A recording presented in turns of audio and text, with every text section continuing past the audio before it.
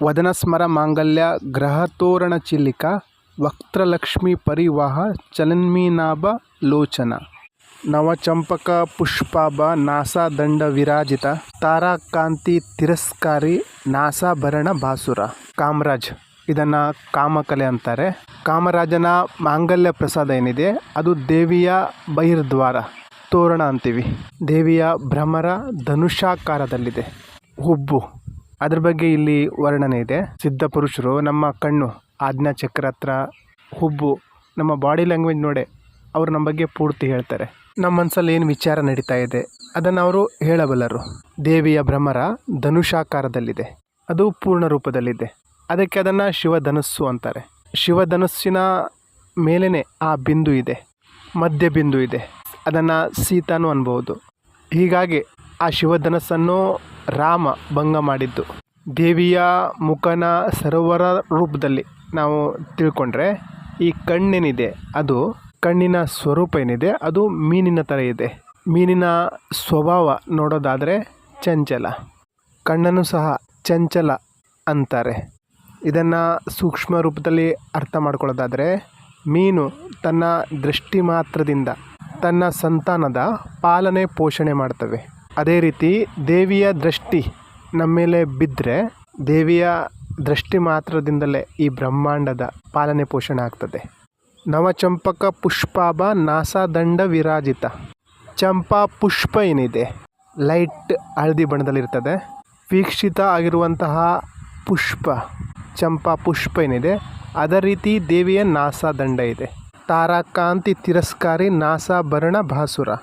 ದೇವಿಯ ಮೂಗಿನಲ್ಲಿ ಆ ಮೂಗ್ಬೊಟ್ಟು ಆ ವಜ್ರ ಏನಿದೆ ಅದರ ತೇಜಸ್ಸು ಎಲ್ಲ ತಾರ ಗ್ರಹ ನಕ್ಷತ್ರ ಅವುಗಳ ತೇಜಸ್ಸನ್ನು ತಿರಸ್ಕೃತ ಮಾಡ್ತದೆ. ಅಂದರೆ ಅದ್ರ ಮುಂದೆ ಯಾವುದೂ ಇಲ್ಲ ಅನ್ನೋದು ಅರ್ಥ. ಅಂದರೆ ದೇವಿಯ ಪ್ರಕಾಶ ಎಷ್ಟಿರ್ಬೋದು ಅನ್ನೋದನ್ನು ಅರ್ಥ ಮಾಡ್ಕೋಬೋದು. ದೇವಿಯ ಮೂಗ್ಬೊಟ್ಟೇನಿದೆ ಅದು ಅಷ್ಟು ಸುಂದರವಾಗಿದೆ ಅಂತ ವರ್ಣಿಸಲಾಗಿದೆ. ಇದನ್ನು ನಾಡಿ ತಂತ್ರದ ಮೂಲಕ ಅರ್ಥ ಮಾಡ್ಕೊಳ್ಳೋದಾದರೆ ಸೂರ್ಯನಾಡಿಯ ಪ್ರಾಕಟ್ಯ, ಅಂದರೆ ಇದನ್ನು ಜ್ಞಾನ ಅಂತಾರೆ. ಸೂರ್ಯನಾಡಿಯ ಭೇದನೆ ಮಾಡಿರುವವಳು. ನಾಸಿಕ ಅಂದರೆ ಸ್ವರೋದಯನ ಸಿದ್ಧ ಮಾಡಿರುವವಳು. ಆ ಶಕ್ತಿ ಬರ್ತದೆ.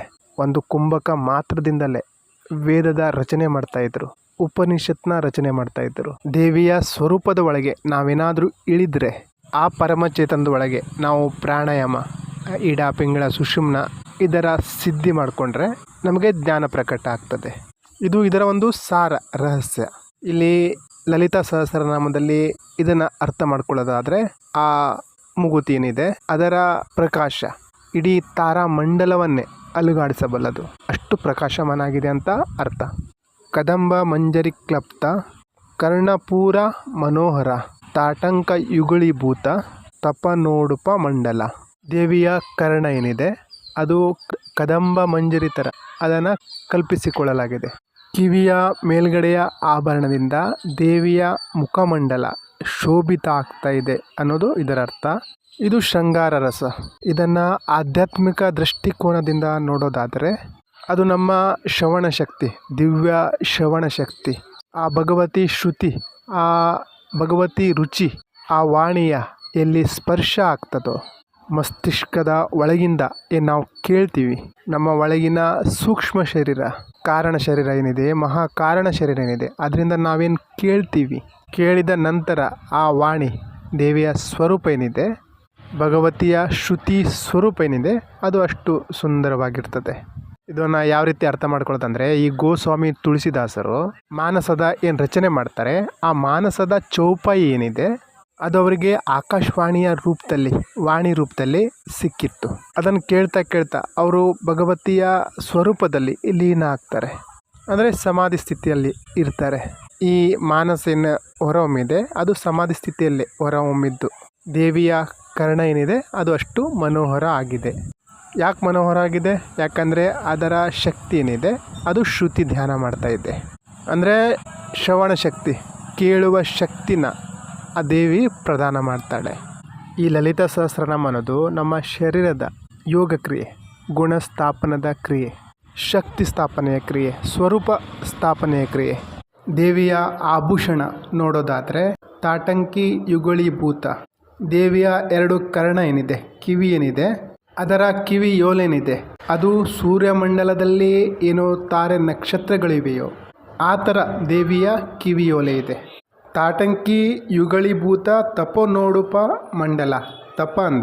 ತಪನ ಅಂದರೆ ಸೂರ್ಯ, ನೋಡುಪದ ಅರ್ಥ ತಾರಾ ನಕ್ಷತ್ರ. ಅಂದರೆ ದೇವಿಯ ಆ ಓಲೆಗಳೇನಿವೆ ಅದರ ದಿವ್ಯತೆ ಎಷ್ಟಿರಬಹುದು, ಅದರ ವಿರಾಟತೆ ಎಷ್ಟಿರಬಹುದು ಅನ್ನೋದನ್ನು ಇಲ್ಲಿ ವರ್ಣಿಸಲಾಗಿದೆ. ದೇವಿಯ ಯಾವುದೇ ಸ್ವರೂಪ ಇಲ್ಲ, ಆದರೆ ಇಲ್ಲಿ ಏನು ವರ್ಣನೆ ಮಾಡಲಾಗಿದೆ, ಯಾರಿದನ್ನು ವರ್ಣನೆ ಮಾಡಿದರೋ ಅವರು ಈ ಸೂರ್ಯ ತಾರಾಮಂಡಲ ಎಲ್ಲ ಏನಿದೆ ಅದು ದೇವಿಯ ಕಿವಿಯೋಲೆ ಅನ್ನೋದನ್ನು ಕಲ್ಪಿಸಿಕೊಂಡಿದ್ದಾರೆ. ಈ ಇಡೀ ಬ್ರಹ್ಮಾಂಡ ದೇವಿಯ ಅಸ್ತಿತ್ವದಿಂದ ರಚನೆ ಮಾಡಲಾಗಿದೆ. ದೇವಿಯ ಶರೀರನೇ ಇಡೀ ಬ್ರಹ್ಮಾಂಡ. ವಿರಾಟ ಸ್ವರೂಪನ ನೋಡೋದಾದರೆ ಪೃಥ್ವಿ ದೇವಿಯ ಕಾಲು. ಇದರೊಳಗೆ ಸೂರ್ಯನಾಡಿ ಮತ್ತು ಚಂದ್ರನಾಡಿಯ ಭೇದನ ಅಂತ ಪ್ರಕ್ರಿಯೆಯನ್ನು ವಿವರಿಸಲಾಗಿದೆ. ಇಲ್ಲಿ ಸೂರ್ಯನಿಂದ ಏನು ಪಡಿತೀವಿ ಅದು ಆಧ್ಯಾತ್ಮಿಕ ಜ್ಞಾನ, ಚಂದ್ರನಿಂದ ಸಿಗೋದು ಈ ಮಾಯಾ ಜಗತ್ತಿನ ಜ್ಞಾನ. ಬ್ರಹ್ಮ ಮತ್ತು ಮಾಯೆ ಇವೆರಡೂ ದೇವಿಯಿಂದನೇ ಉತ್ಪತ್ತಿಯಾಗಿರುವಂತಹ ತತ್ವ. ಪದ್ಮರಾಗ ಶಿಲಾದರ್ಶ ಪರಿಭಾವಿ ಕಪೋಲಭೋ ನವ ವಿದ್ರೂಮ ಬಿಂಬಶ್ರೀ ನೆಕ್ಕಾರಿ ರದನಚ್ಚದ. ದೇವಿಯ ಕೆನ್ನೆ ಏನಿದೆ ಅದು ತೇಜಸ್ವಿ, ನಿರ್ಮಲವಾಗಿದೆ. ದರ್ಪಣದಲ್ಲಿ ನಮ್ಮ ಪ್ರತಿಬಿಂಬವನ್ನು ನೋಡೋ ಹಾಗೆ ದೇವಿಯ ಕೆನ್ನೆ ಮೇಲೆ ಆ ತೇಜಸ್ಸನ್ನು, ಆ ನಿರ್ಮಲತೆಯನ್ನು ನಾವು ನೋಡಬಹುದು. ಅಷ್ಟು ಸ್ವಚ್ಛವಾಗಿದೆ, ಶುದ್ಧ ಆಗಿದೆ, ಅಂದರೆ ಅಷ್ಟು ದಿವ್ಯವಾಗಿದೆ. ಪದ್ಮರಾಗ ಅಂದರೆ ಮಾಣಿಕ್ಯ. ದೇವಿಯ ಕೆನ್ನೆ ಯಾವ ರೀತಿ ಇದೆ? ಪದ್ಮರಾಗ ಅಂದರೆ ಅಷ್ಟು ತೇಜಸ್ವಿ, ಅಷ್ಟು ಓಜಸ್ಸಿನಿಂದ ತುಂಬಿದೆ. ನವ ವಿದ್ರುಮ ಬಿಂಬಶ್ರೀ ನೆಕ್ಕಾರಿ ರದನಚ್ಛದ. ದೇವಿಯ ತುಟಿ ಏನಿದೆ, ಬಿಂಬಶ್ರೀ ಅಂದರೆ ಈ ಕೆಂಪು ಬಣ್ಣದ ಹಣ್ಣುಗಳೇನಿವೆಯೋ ಅದರ ಬಣ್ಣವನ್ನು ಸಹ ನಾಚಿಸುವಂತೆ ದೇವಿಯ ತುಟಿಗಳಿವೆ. ಈ ತುಟಿಗಳಿಂದ ದೇವಿಯ ದಂತ ಪಂಕ್ತಿ ಏನಿದೆ ಅದು ಮಿನುಗುತ್ತಿವೆ.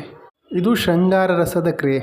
ಅಂದರೆ ಬ್ರಹ್ಮಾಂಡದಲ್ಲಿ ಏನೇನು ಅದ್ಭುತಗಳಿವೆಯೋ ಅವೆಲ್ಲವನ್ನು ದೇವಿಯ ಮುಖಕ್ಕೆ ಹೋಲಿಸಿದ್ದಾರೆ. ಅಂದರೆ ಕೆಲವು ನಾಮಗಳಲ್ಲಿ ದೇವಿಯ ಕಿವಿ, ಕಣ್ಣು, ಹುಬ್ಬು, ಆಜ್ಞಾಚಕ್ರ, ತುಟಿ, ಕೆನ್ನೆ ಇದನ್ನು ಹೊಗಳಿರೋದು. ದೇವಿಯ ಮುಖನ ವರ್ಣಿಸಿದ್ದಾರೆ.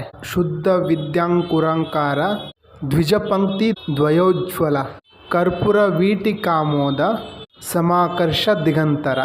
ಶುದ್ಧ ವಿದ್ಯಾ ಅಂಕುರದ ಅರ್ಥ ದೇವಿಯ ದಂತ ಪಂಕ್ತಿ ಏನಿದೆ 16, 16, 32. ಏನಾದರೂ ಅನುಷ್ಠಾನ, ರುದ್ರಪಾಠ, ದುರ್ಗಾಪಾಠ, ಸಪ್ತಸತಿ ಏನಾದರೂ ಮಾಡೋದಿದ್ದರೆ 16 ಬ್ರಾಹ್ಮಣರು ಬೇಕಾಗ್ತಾರೆ. ಚಂದ್ರನ ಕಲೆ ಸಹ 16. ದ್ವಿಜ ಪಂಕ್ತಿ 16 ಮತ್ತು 16 ಎಷ್ಟಾಗುತ್ತೆ? 32. ಅಂದರೆ ದೇವಿಯ ದಂತ ಪಂಕ್ತಿ ಏನಿದೆ ಅದು 16 ಬ್ರಾಹ್ಮಣರ ಥರ ಇದೆ. ಅರ್ಥ ಏನಂದರೆ ಮಂತ್ರ, ದಿವ್ಯವಾಣಿ ಅದ್ರ ಮೂಲಕ ಪ್ರಕಟ ಆಗ್ತಾ ಇರ್ತವೆ. ದ್ವಿಜ ಪಂಕ್ತಿ ಅಂದರೆ ಸಾತ್ವಿಕ, ಶುದ್ಧ, ಬಿಳಿಯ, ಈ ರೀತಿ ಅರ್ಥ. ಶುದ್ಧ ವಿದ್ಯಾ ಅಂದರೆ ಅದಕ್ಕೆ ಅಜ್ಞಾನದ ಸ್ಪರ್ಶ ಆಗಲ್ಲ ಅಂತ. ದಿವ್ಯ ಜ್ಞಾನ, ಬ್ರಹ್ಮಜ್ಞಾನ. ಶುದ್ಧ ವಿದ್ಯಾ ಇದರ ಇನ್ನೊಂದು ಅರ್ಥ ಷೋಡಶಿನೂ ಆಗ್ತದೆ. ಬ್ರಾಹ್ಮಣರ ಉಗಮ ದೇವಿಯ ಮುಖದಿಂದಲೇ, ಬಾಯಿಂದಲೇ ಆಗಿರೋದು ಅಂತ ಹೇಳ್ತಾರೆ. ಹಾಗಾಗಿ ಇವರ ತುಲನೆ ದೇವಿಯ ಹಲ್ಲಿನ ಜೊತೆ ಮಾಡಲಾಗಿದೆ. ಕರ್ಪೂರ ವಿಟಿಕಾಮೋದ ಸಮಾಕರ್ಷ ದಿಗಂತರ. ದೇವಿ ಏನು ತಾಂಬೂಲ ತಿಂತಾಳೆ ಅದರ ಸುಗಂಧ, ಎಲೆ ಅಡಿಕೆ ತಿನ್ನೋದಂತ ಏನು ಹೇಳ್ತೀವಿ, ಆ ತಾಂಬೂಲದ ಸುವಾಸನೆ 10 ದಿಕ್ಕುಗಳಲ್ಲಿ ಪಸರಿಸಿದೆ.